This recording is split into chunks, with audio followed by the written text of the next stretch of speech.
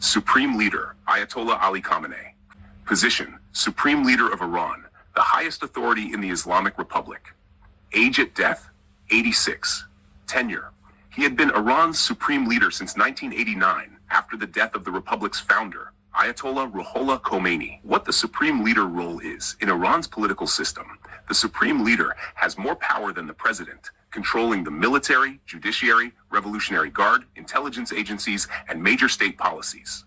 He defines the ideological direction of the country and oversees foreign and domestic decision-making. On February 28, 2026, a joint U.S.-Israeli military operation carried out missile and airstrikes on Tehran that struck his compound and killed him. Iranian state media and international sources have since confirmed his death. Khamenei wasn't just a ceremonial leader. He was the central figure in Iran's government and military policy for nearly 4 decades. Under his rule, Iran expanded its influence through regional proxy groups, like Hezbollah in Lebanon and the Houthi movement in Yemen. He was known for opposing U.S. and Israeli influence in the Middle East and supporting hardline policies domestically and abroad. His death has intensified the conflict in the Middle East, with Iran retaliating with missile and drone attacks and tensions rising across neighboring countries. There are reports of mourners and also some celebrations within Iran, reflecting complex public feelings about his long rule. Here's what the latest reliable reporting says about the question of whether Ayatollah Ali Khamenei's son might become Iran's next supreme leader. New York Post. Current reports. Son Mojtaba Khamenei. Emerging as the top contender, multiple news outlets are reporting that Mojtaba Khamenei, the 56-year-old son of the late supreme leader, is now being viewed as the leading candidate to succeed his father. Some opposition-linked sources say the Assembly of Experts, the clerical body empowered by the Iranian constitution to choose the supreme leader, may have already selected him, possibly under pressure from Iran's powerful Islamic Revolutionary Guard Corps, IRGC. Why this is controversial? Hereditary succession, father to son, is not traditionally part of Iran's system. Iran's 1979 revolution was against monarchy and hereditary rule. And Khamenei himself is reported to have not designated his son as a successor before his death. Mojtaba is not a senior religious authority, and he hasn't held formal leadership roles in government, which fuels criticism that choosing him would break political and religious norms. Alternative contenders. Even as Mojtaba gets attention, other figures are also mentioned by analysts and some reports as possible successors, including reform-leaning cleric Hassan Khomeini, grandson of Iran's revolution founder, seen as a potential unifier by some factions.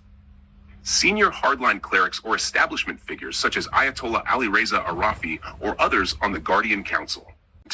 There's no universal official confirmation yet from Iranian state media that Mojtaba has been formally installed.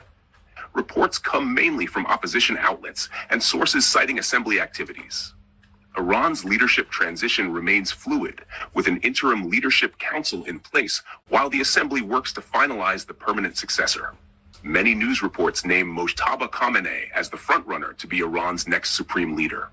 But it's controversial and unusual because Iran doesn't normally pass the position father to son, and he has no formal religious rank or government post yet. The final decision may still be developing or delayed due to political turmoil and war conditions. And as the dust settles in Tehran, the question is no longer just who will lead Iran, but what kind of Iran will emerge next. Will this transition tighten the grip of hardliners and the Revolutionary Guard? Or will internal pressure, public unrest, and global tension force a different path? History shows us that when long-standing leaders fall, the aftermath can reshape not only a nation, but the entire world stage. What happens in Iran doesn't stay in Iran. It affects oil markets, regional stability, U.S. foreign policy, and global security. We are watching history unfold in real time. Stay informed, stay alert, and most importantly, think critically about the narratives you're being given. This is Politics Global One, where we break down the headlines and look beyond the surface. Before you go, make sure you subscribe to Politics Global One so you don't miss any breaking developments on this story and others shaping our world. If you found this report informative, like the video, share it with others who care about global politics, and drop your thoughts in the comments below. Your voice matters here. This channel is about staying informed, thinking critically, and looking beyond the headlines.